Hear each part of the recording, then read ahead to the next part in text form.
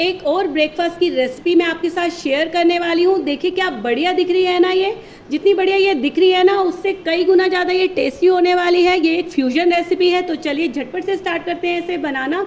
Hello friends, मेरा नाम mini है और कुक विद मिनी में आपका बहुत बहुत स्वागत है। सबसे पहले यहाँ पे हमने एक बाउल ले लिया है। अब हम इसमें 1 कप जितनी सूजी डाल रहे हैं। जितनी हमने सूजी ली है उतना ही हमें दही लेना है। दही से साथ ही साथ यहाँ पे मैं 3 टेबलस्पून जितना पोहा डाल रही हूँ, ये ऑप्शनल है। टेबलस्पून जितना सॉल्ट डाल रहे हैं। हम इसमें 1 टेबलस्पून जितना कुकिंग ऑयल डाल रहे हैं। इसको डालने के अच्छे से हमारे सभी इंग्रेडिएंट्स मिक्स हो चुके हैं। अब हम इसे रेस्ट करने के लिए 10 मिनट्स के लिए ढककर रख देंगे। इसकी नेक्स्ट प्रिपरेशन कर लेते हैं। यहाँ मैंने एक कुकिंग पैन ले लिया है। अब इसमें 2 टेबलस्पून जितना मैं कुकिंग ऑयल डाल रही हूँ। यहाँ मैंने मस्टर्ड ऑयल का यूज़ किया है। आप अपनी टेस्ट के अकॉर्डिंगली कोई भी ऑयल इस्तेमाल कर सकते हैं। जैसे ही ऑयल आपका हीट करेगा, अब हम इसमें 1/2 टेबलस्पून जितना सरसों के दाने डालेंगे। जैसे ही हमने चटकने तक इसे कुक करना है। हम इसमें 2 टेबलस्पून जितना अनियन डाल रहे हैं। या मैंने अनियन को छोटे छोटे पीसेस में कट करके लिया है, इसे डालेंगे। अब इसे डालने के बाद आप 1 मिनट के लिए इसे लाइट पिंक होने तक भून लीजिए। हमारे लाइट पिंक हो चुके हैं। अब हम इसमें 1 टेबलस्पून जितना जिंजर गार्लिक का पेस्ट डाल रहे हैं। आप चॉप किया हुआ जिंजर गार्लिक भी डाल सकते हैं। अब इसे डालने के बाद आप एक बार भून लीजिए। अब हम इसमें 2 टेबलस्पून जितना बेसन डालेंगे। अब इसे डालने के बाद आपने 1/2 मिनट के लिए इसे भून लेना है। बेसन हमारा अनियन के साथ में भुन चुका है। अब हम इसमें मैश किया हुआ पनीर डालेंगे। आप पनीर की जगह बॉयल आलू भी डाल सकते हैं। अब इसे डालने के बाद आप 1 मिनट के लिए इसे बेसन के साथ भून लीजिए, ताकि जो हमारा पनीर का मॉइस्चर है वो सारा ख़त्म हो जाए। अब हम इसमें सीजनिंग करेंगे। हम इसमें 1 पिंच जितनी टर्मरिक पाउडर डाल रही हूँ। साथ ही साथ यहाँ पे मैं थोड़ा सा तीखा करने के लिए 1/2 टेबलस्पून जितनी रेड चिली डाल रही हूँ। रेड चिली का यूज़ आप अपने टेस्ट बड के अकॉर्डिंगली एडजस्ट कर लीजिएगा। अब हम इसमें 1/2 टेबलस्पून जितना सॉल्ट डालेंगे। 1/2 टेबलस्पून हमने अपने सूजी के बैटर में भी डाला है, इसलिए आप अपने हिसाब से इसे एडजस्ट कर लीजिएगा। साथ ही साथ यहाँ पे मैं 1/2 टेबलस्पून जितना क्रश किया हुआ सूखा धनिया डाल रही हूँ। इसका फ्लेवर बहुत ही बढ़िया आता है। अब इसे डालकर आप एक बार अच्छे से मिक्स कर लीजिए। मसालिंग हमारी रेडी हो चुकी है। अब इसे आप निकाल कर अलग ठंडा कर लीजिए। मिक्सचर हमारा ठंडा हो चुका है। अब हम इसकी छोटी छोटी बॉल्स बना लेंगे। यहाँ थोड़ा सा मिक्सचर आप अपने हाथ में ले लीजिए और इस तरह से छोटी छोटी बॉल्स बना लीजिए। यहाँ से हमने अपनी सभी बॉल्स को रेडी कर लिया है। तो चलिए चलते हैं अब अपने बैटर की तरफ। बैटर हमारा देखिए क्या बढ़िया ढंग से फर्मेंट भी हो गया है। सूजी ने जितना भी पानी था वो एब्जॉर्ब कर लिया है। अब हम इसमें थोड़ा सा पानी और डालेंगे, क्योंकि बैटर जो है वो थोड़ा सा थिक हो रहा है।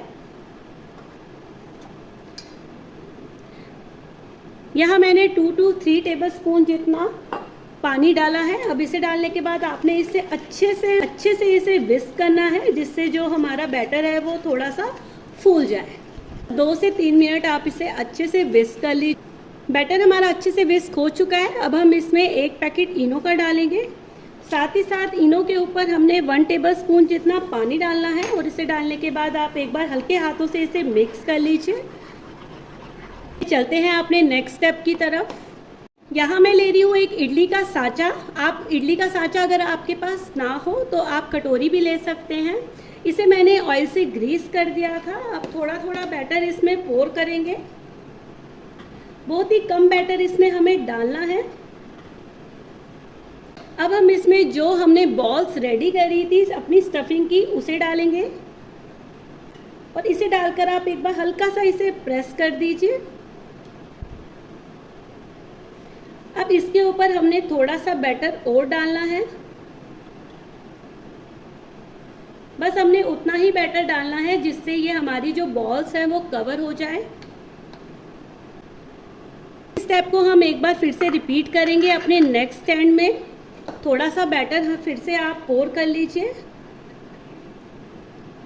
इसे आप इस तरह से बॉल्स को ट्रांसफर कीजिए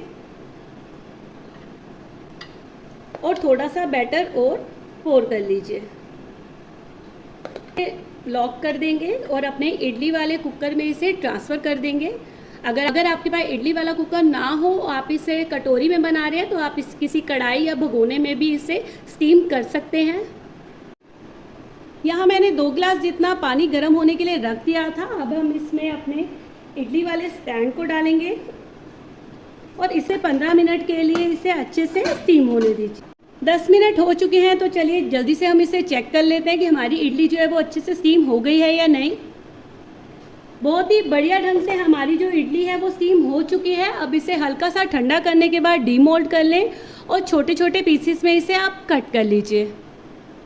देखिए बढ़िया ढंग से हमारी जो इडली है वो स्टीम भी हो गई है और इसे मैंने डीमोल्ड भी कर लिया है। अब एक एक करके इन्हें कट करेंगे।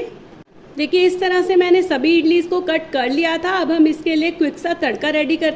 यहाँ मैंने ले लिया कुकिंग पैन। अब इसमें 2 to 3 टेबल स्पून जितना कुकिंग ऑयल डाल, ½ टी स्पून जितनी सरसों के दाने डाल रहे हैं। आप सरसों के दाने की जगह राई भी डाल सकते हैं। साथ ही साथ यहाँ पे मैं ½ टेबल स्पून जितनी चना दाल डाल रही हूँ और ½ टेबल स्पून जितनी यहाँ पे मैं उड़द दाल डाल रही हूँ। इसका फ्लेवर बहुत ही बढ़िया, इससे हमारी इडली में बहुत ही अच्छा सा क्रंची फ्लेवर आ जाएगा। अब हम इसमें 2 साबुत लाल मिर्च डाल रहे हैं। साथ ही साथ यहाँ पे मैं 15 से 20 करी लीव्स डाल रही हूँ। इसे डाल के आप एक बार अच्छे, हम इसमें कुछ वेजिस ऐड कर रहे हैं। यहाँ पे मैंने 1 मीडियम साइज़ के अनियन लेके उसे स्लाइसिस में कट करके लिया है, इसे डालेंगे। साथ ही साथ यहाँ पे मैं ½ कप स्लाइसिस में कटी हुई शिमला मिर्च डाल रही हूँ, इसे डालेंगे आप। अब इसे डालने के बाद आपने इसे ओवर कुक नहीं करना है, बस ½ मिनट के लिए इसे आपने कुक करना है। अब हम इसमें हल्की सी सीजनिंग ऐड करेंगे। हाँ, मैं ½ टी स्पून जितनी हल्दी पाउडर डाल रही हूँ फॉर अ कलर, और साथ ही साथ थोड़ा सा तीखा करने के लिए मैं यहाँ पे ½ टेबल स्पून जितनी रेड चिली पाउडर डाल रही हूँ। अब हम इसमें ½ टेबल स्पून जितना क्रश किया हुआ सूखा धनिया डाल रहे हैं। साथ ही साथ बिल्कुल 1 पिंच जितना हम सॉल्ट ऐड कर रहे हैं। और अब इसे डालने के बाद आप एक बार अच्छे से इसे भून लीजिए। अब हम इसमें 1 टेबल स्पून जितना पानी डालेंगे। अब इसे डालने के बाद आपने गैस स्टेज पर हम अपनी कटी हुई इडलीज डालेंगे।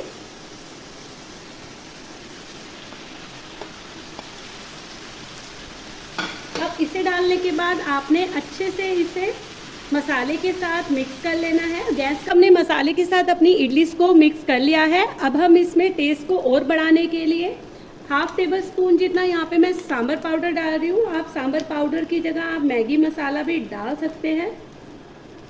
इसे डालने के बाद आप एक बार अच्छे से इसे मिक्स कर लीजिए और गैस का फ्लेम ऑफ कर दीजिए।